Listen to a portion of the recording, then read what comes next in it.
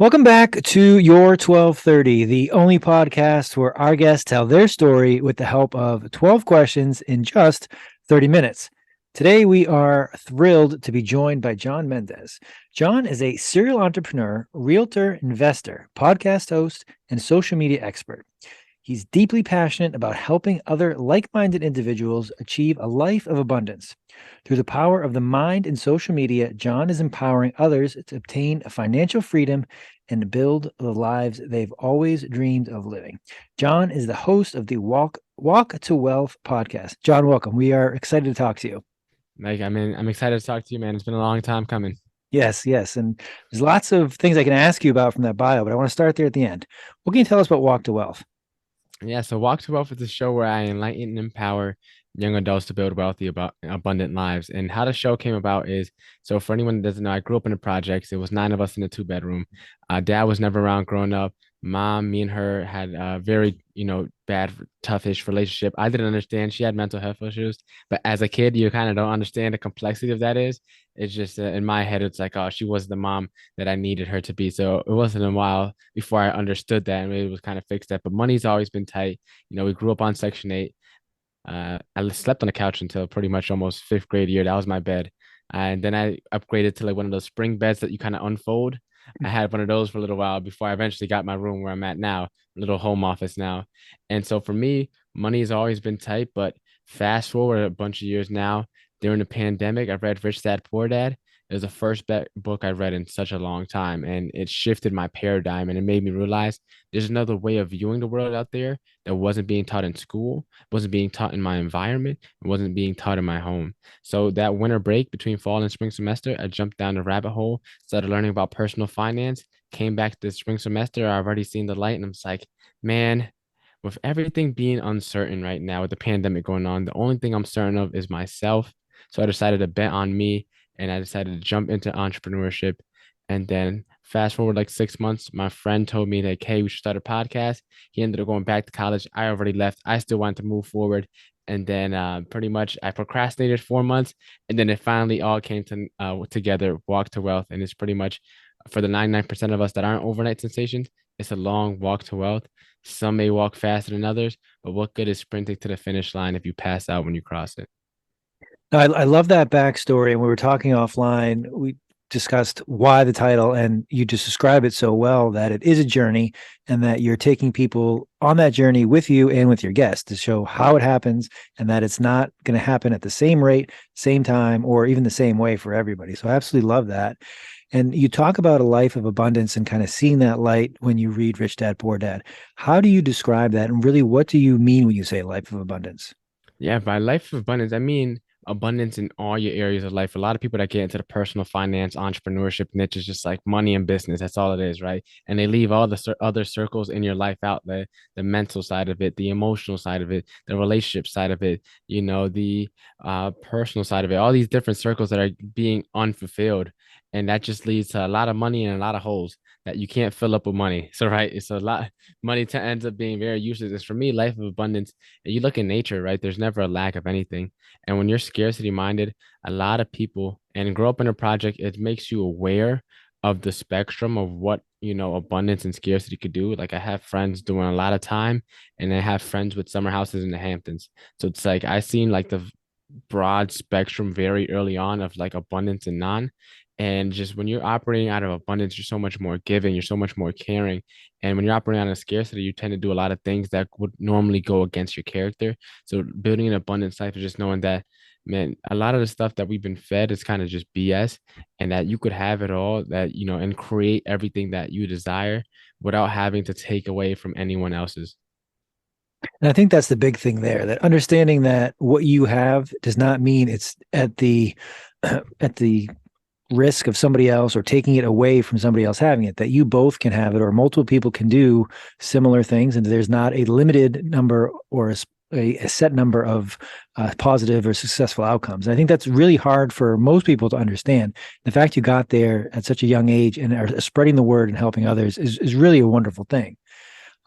You mentioned another thing there, kind of the ability to have friends, acquaintances, people that you know with all different kinds of backgrounds and being in the real estate field and wearing multiple hats there, that helps because you are talking to people all day, every day, with different backgrounds who have different interests from the different types of properties you're working with, selling, buying, the type of owners, the people that work on the properties, the people that live in those neighborhoods. So how has that kind of helped you in real estate, knowing that I need to not only know who I'm talking to, but have a real bond and be able to connect with this person? Because at the end of the day, that kind of is the most important thing in real estate. Yeah, definitely. It helps out a lot. But for me, actually, to take a little bit of a twist for unexpected twist to the answer, I found out about this concept called Ikigai. And I'm a very go-getter, very creative. And I had shiny object syndrome. And for me, I was trying to do real estate, the podcast, a marketing agency, and I still worked at the restaurant all at the same time. So real estate was actually going south for me. Everything was actually going south for me. My whole since we last spoke, pretty much everything that I was building up was going downhill. My podcast was going down. My real estate leads would fall through the cracks. The social media agency I tried to do content creation services, and it pretty much fell through the cracks because I realized I didn't want to create content for other people because I'm already doing it for myself. So since we last spoke, I've been doing a lot of reflecting, and actually I decided to shift from real estate because when I started thinking about the message that I was meant to give and who I'm meant to give it to, real estate no longer fulfilled that. So I had to spend a lot of, work internally, really reflecting on, what is my purpose here beyond? Is it just a commission check? Or is it just that I genuinely feel like helping these people in this area? And so for me, I actually decided to make a pivot and focus on really growing the podcast because that's where my message will be heard the most. And that's where I could directly help those I feel called to help. But I still am an active licensed realtor because that's going to turn into a passive income stream with like referrals and things like that. But just like being in these different places and meeting all these different peoples from so many different walks of life, it just gives you, they call the US a melting pot, and that's I feel like what I kind of turn into in my own life. That's great how you tie that in there with the melting pot, and good for you to get to that realization because I think a lot of people will fight that and say, I've put this amount of time in, I've got this is where all my hopes are. I've spent so much time studying this. I can't turn my back. But to speak about it and say, this is not what I was meant to be. This is not creating the outcomes either financially or personally for me. I think speaks a lot about your character. You also mentioned your purpose, and I think understanding the why behind what we do is really important. How do you talk about your purpose to others, or what is your purpose? Yeah, so I kind of mentioned earlier with the statement I alluded to with the enlighten and empower young adults to build wealthy, abundant lives. Where that originates from, though, is so my English teacher back in 12th grade, he would always go on random philosophical tangents. And one day we were looking into Plato and we were watching Plato's Allegory of the Cave. And the only thing I remember, literally the only thing is the duty of the enlightened is to enlighten the unenlightened. That is the only thing I remember, and that stuck with me. And that I adopted that as one of my core philosophies in life. And so I've been trying all these different things, but it's always been, how can I help others once I learn something, not just hiding it until I have all the information to give them back. And knows as soon as I become enlightened from that point on, my duty is now to help enlighten others. And so just like I've been trying to figure out which is the best vehicle because all these different things, whether it's podcasting, real estate, it's all different vehicles. So I've been trying to narrow down which vehicle, and I finally found a medium where I think I could provide the most. And the exercise that I would, I recommend your audience do with the thing of Ikigai, it's pretty much the intersection of four circles. It's what you love to do. Write down everything that you would do if you no longer was ever paid again. Then what the world needs. Write down all the problems you feel compelled to solve. Mixed with what you can be rewarded for, because volunteering and charity isn't going to keep the lights on or put food on the table. And then what are you good at, or do you have the aptitude to be good at? And one of the quotes I love is the fish is always the last one to realize it's in the water. Some of the skills that you may have that may be normal to you may be extremely valuable to someone else. So sometimes you need someone else to help you realize, what you're good at or what you could, be really good at. And so once you find that, those four circles and they all intersect, that is your ikigai, your reason for being. And that's the first exercise for someone that, is completely lost and trying to figure out where to start. And I love that fish example, the analogy there, because it goes hand in hand with the journey that we talked about with Walk to Wealth. That you might find it's like, well, I don't have a few $1,000,000 in the bank, or I don't have 100 doors in my investment portfolio, but there's someone who doesn't know what that even means or doesn't even know how to take that first step. So you're helping them. So just not understanding that that there are people both ahead and behind, and you can be an asset to both of them if you position yourself properly. You know what value you have, and you understand how those relationship works, and you do it from a genuine place where you're trying to help. I like how you have the Enlightenment discussion from Plato. That the one thing you remember, that's a good thing to remember from Yeah. 12th grade English, because I'll tell you, there's not very much I remember. um, but if you could, during the podcast, you have the ability to talk to a lot of guests. I'm sure you get feedback from the listeners. What do you hear most from either people coming on the show, people after the show that you've interviewed, or just people that are listening to it? What do you hear a lot? So one thing I hear from people, I answer it in two parts. From people that hop on the show, I feel like a lot of these people, usually they're further on in their walks than I am, and they always say, "If only I started when you did." That is the number one thing I've heard since I've kind of embarked on this crazy, endeavor we call it entrepreneurship, right? Is I wish I would have known what you know when I was your age, how much further I would have been. I wish I would have started when I was your age. So it's like knowing that I have a lot of people that believe in me is very inspiring. And it's also now me not succeeding is almost disrespectful to all their belief and courage that they instill in me. So it's like now I definitely have to make it because a lot of people they get stuck in, they don't have the confidence, they don't know if they're gonna make it. But it's like I have so many people whose confidence I could borrow from had mine was ever to go below my normal level of confidence, which is 10's already pretty high. But it's like if I were to have a bad day, it's like, oh, I remember so and so said, John, you could do it. John, keep it going. John, I love what you're doing. So it's like it kind of helps justify, not really justify, it helps me reassure, there we go, that I'm on the right track. And despite me not having it all put together, I'm headed in the right direction and I'm doing something for the greater good. As for listeners, uh, I knew my podcast was meant something to someone when I was around like episode, I think like between 7 or 10 or 7 or 12. It was around February, March of last year. I went like 3 weeks without dropping an episode. And then my cousin texted me and she was like, John, what are you doing? Why haven't you dropped? And from that moment on, I realized that somebody cared. Although I was getting maybe 5 downloads an episode, somebody had, and she's my cousin, but she doesn't have to, listen to my stuff. It's not like I'm forcing her or texting her to. She genuinely wanted to listen, and she went out of her way to DM me to say that, John, why are you not dropping? The fact that someone, one, first of all, noticed and paid attention, because so many podcasts have pod fade and just never ever come to life again. That could have been my moment. And then two, to DM me, go out of her way to reach out. It was like this is helping somebody out. And then from then on, I don't think I've missed an episode since. That's great, and especially how you talk about that you're not expecting anybody that's close to you, family or friends, to listen, but when they do, it's like, wow, I didn't know you were doing that, but it means a lot because there's someone who is taking the time and the energy to put into your product that you put a lot of blood, sweat, and tears and time into. That it's like, yeah, that does mean a lot, and I want to make sure that I have a product that's worthy of others' time, and that I'm going to keep at it because it's valuable to others, and it's gonna get better and bigger over time. Mm-hmm.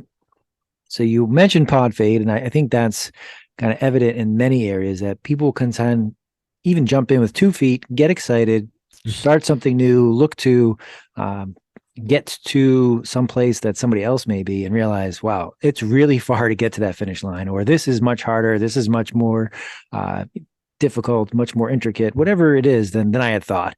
And it's easy to turn around and it's easy to say, forget that. But you've been able to both identify, hey, this is not getting the return that I hoped. I want to put my energy somewhere else. And I'm going to go on this journey, even though it's difficult.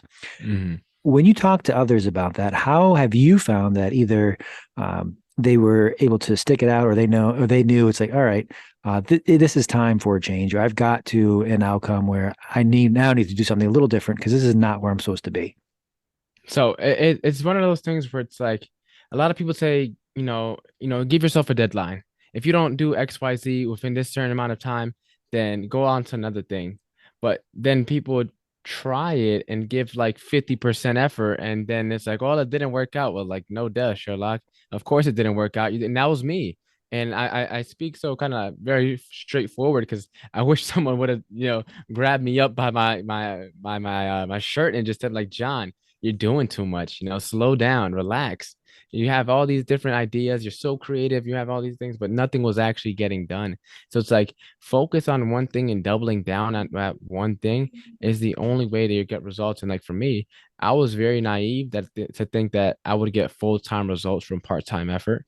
And it took, as I said, a lot of reflection. It took a lot of, hearing these other people's advice. And it's like everyone says niche down, niche down. And I was trying to find a niche in like four different things. So I thought I was still doing it. It's like, no, by niche down, just like one niche and one thing, and that's it, kind of type of thing. And then give yourself a deadline and give yourself your all. That way you could look yourself in the mirror. And if it fails, you could say, hey, this is really my fault, or this is whether it succeeded or not.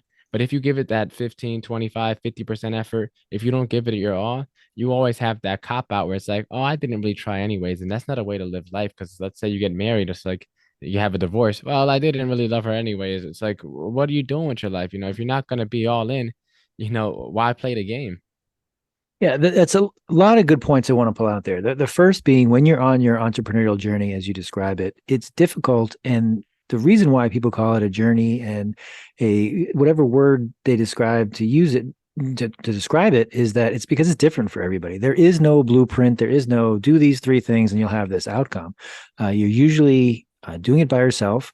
There are a few people that have been in your shoes, and the ones that are close to you support you. They're supportive because of your family and friends, but they're like, "What are you doing?" It's like, I don't understand what you're doing. Why don't you have a normal job, or why are you doing the things that everybody else is, are doing to fill their day? So that can be difficult. And the other piece, as you said, is that it sometimes is that self-fulfilling prophecy. It's like, well, I'll go half in here. So if it doesn't work out, I don't look so bad to those people. Or it's like, I knew this wasn't going to work. So I just wanted to try it. And you already have that one foot out the door and you're ready to explain away a failure. But the way that you talk about things weren't working out, I'm glad I tried it. I put all of my effort into it and realized I didn't have the bandwidth to do all of the things I was doing. So I don't look at it as a failure. It was a learning experience. And I think that's what you get from talking to a lot of successful people, both working at large companies and doing their own thing. That is like, I hit walls. I made mistakes. I did things that did not work out. But I took that as an opportunity to either learn something new, do something different, or change the path that I was on, as opposed to, kind of just hide in the sand and say, oh, nobody can find out about this. So I think it's really fantastic. And I want to applaud you for saying, all right, I got to this point. I learned this. I can apply it somewhere else, but this is what I'm going to start doing differently. Have you had people kind of talk to you about I don't want to say burnout, but their kind of finish lines that they've hit, and they're wondering, it's like, John, what should I do here? Or when someone comes to you with that kind of question of, I tried this, I didn't do this, I want to try this, how do you kind of help them, counsel them so they can become enlightened? Yeah, so I kind of have this extreme way of viewing the world, but when you think about it and do the math, it's not that extreme. So if you know 100 people, right, and they know 100 people, and they know 100 people, and they know 100 people, and they know 100 people, correct me if I'm wrong, but I'm pretty sure that's a billion people, right? So you're only 5 or 6 levels of connection away from the entire world.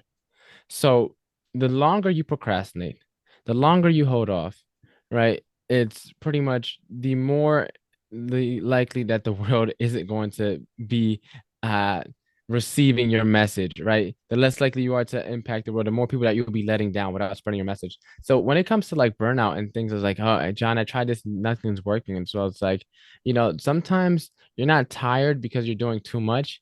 It's maybe you're tired because you're doing too little of what actually lights you up. And, a lot of times people spend so much of themselves and we tie so much of our identity to the things that we do and never ever stop to think back like, hey, is this actually the right thing to do?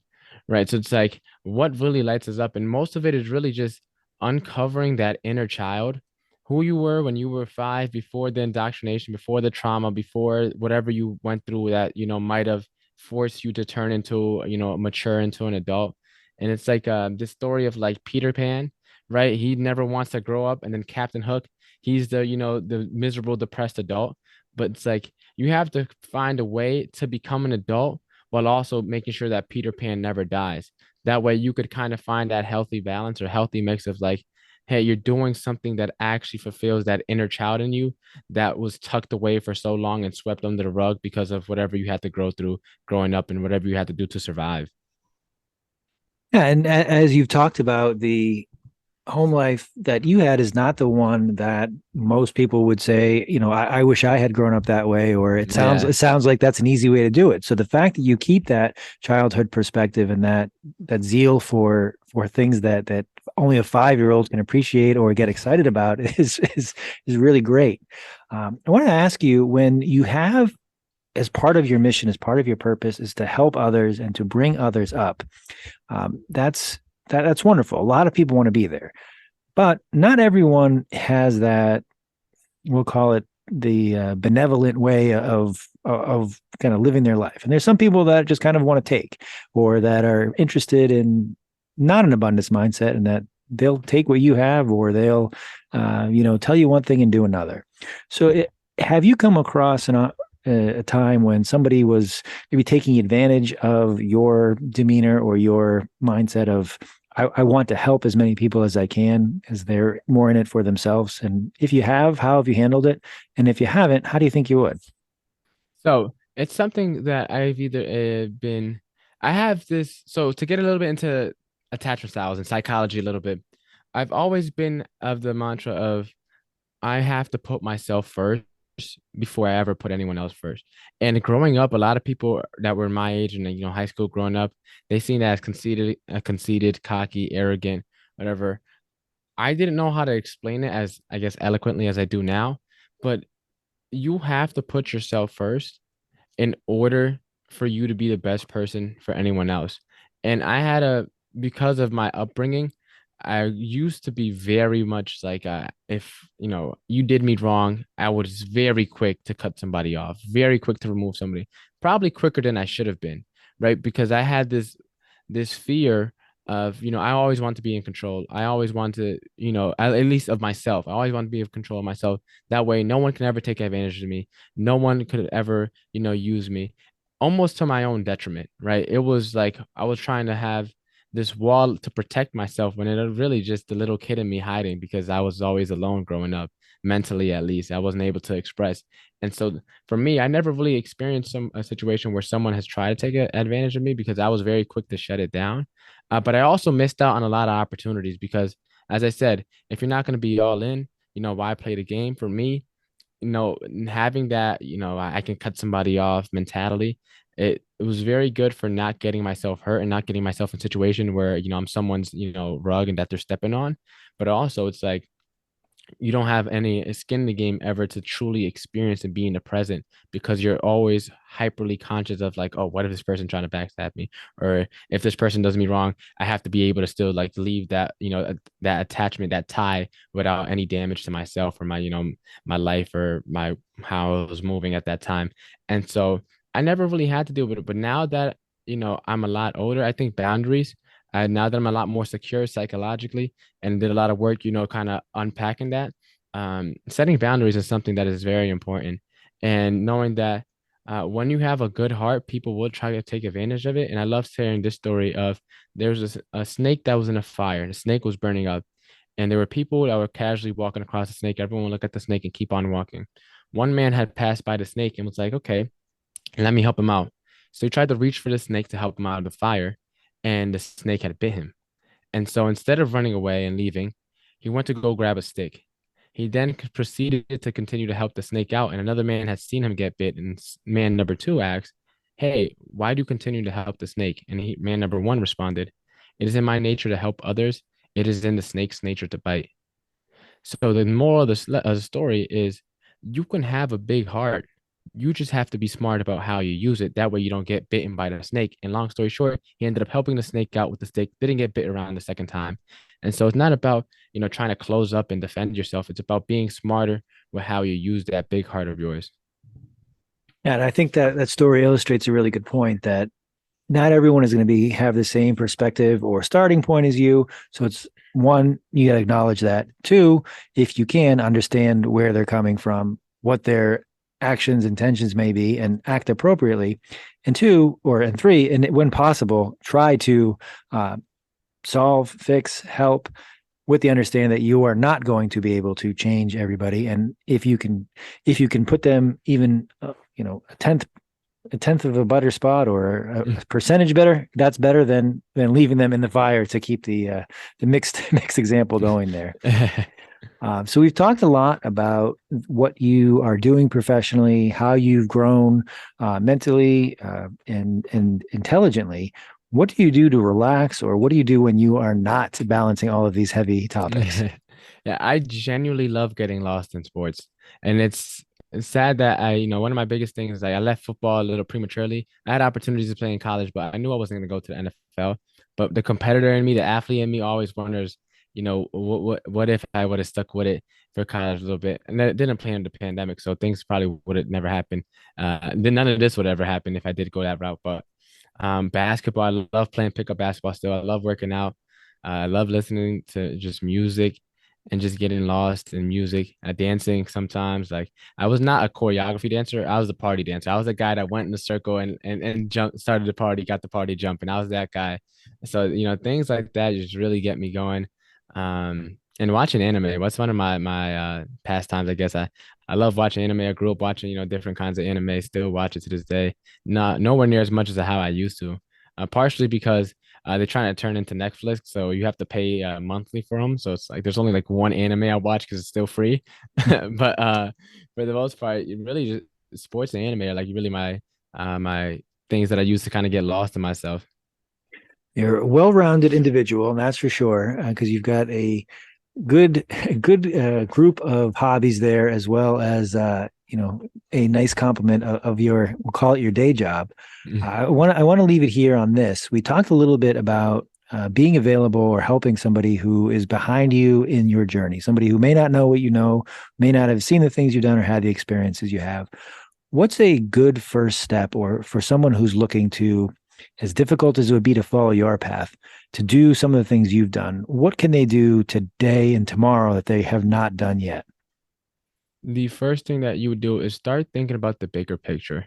With life moving so fast, we never really get time. And then some people's like, oh, it's like these grandiose questions, like, but it's like, I'd say the first question that really gets you thinking in the right direction is if you won the lottery tomorrow, you just hit the Powerball, you get $1 billion, it's transferred over to your checkers account tax free. You'd never have to work another day in your life. What do you spend the rest of your life doing? Now, to take that a step further, you get a phone call, doctor calls. Hey, Mike, I got bad news for you. We just got the test results back. You only got 5 years left. Spend some time thinking about what you do now. Now you still have all that money and you still never have to work again, but now your lifespan just got cut short. Doctor's office called the next day, Mike. We read the test results bad, man. You got 1 day left. How do you spend your last day here? I think that's the first step. And you may not have to come to an answer, but just the process of thinking through those questions will definitely get you at least pointed in the right direction.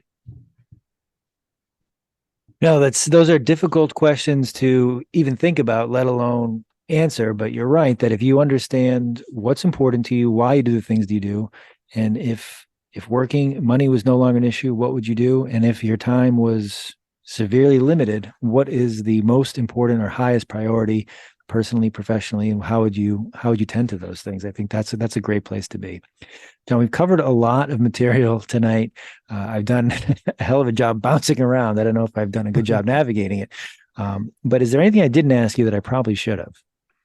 I'd say the only thing you probably didn't ask me that I might have wanted to touch is for anyone that feels like there's not a way, just know that the victim mentality that's being fed to us, it's possible, man. You have everything within you to make it out, to find a way, to get help, to get opportunities. If you just put your mind to it, that's where it all begins. It's so cliche. You hear all the books, Think and Grow Rich. You hear everyone change your mindset, all this stuff, but it's for a reason. And if you just start shifting your identity, you're shifting your mindset, your life will change in ways that you won't find words to explain. And you keep on doing that slowly but surely. As I said, my journey took a lot of lefts and rights, but as I just proceeded moving forward and trying to chase the North Star wherever it was kind of taking me, it things started to clear up on my path as I kept on walking. So when you're driving in a fog, if you can only see a couple feet in front of the car, just keep on driving those couple feet, and hopefully one day, sooner or later, some sooner than others, some, may take a little while longer, the fog will clear up. So just if everything is foggy, you can't see anything right now, just drive as far as you can see and just keep on moving forward. John, you're wise beyond your years. The one thing that's kind of popped in my mind, the quote that I'm going to mess up here, but that you illustrate very well in your many stories is that action precedes feeling, not the other way around. That if you got to go do something and then you'll worry about, changing your mood, changing how you feel, not you can't change the way you feel by and then act. So keep everything that you're doing, keep going. I'm wishing nothing but the best. Good luck with everything. And I look forward to catching up with you again, John. Thanks for joining us. Thanks again, Mike.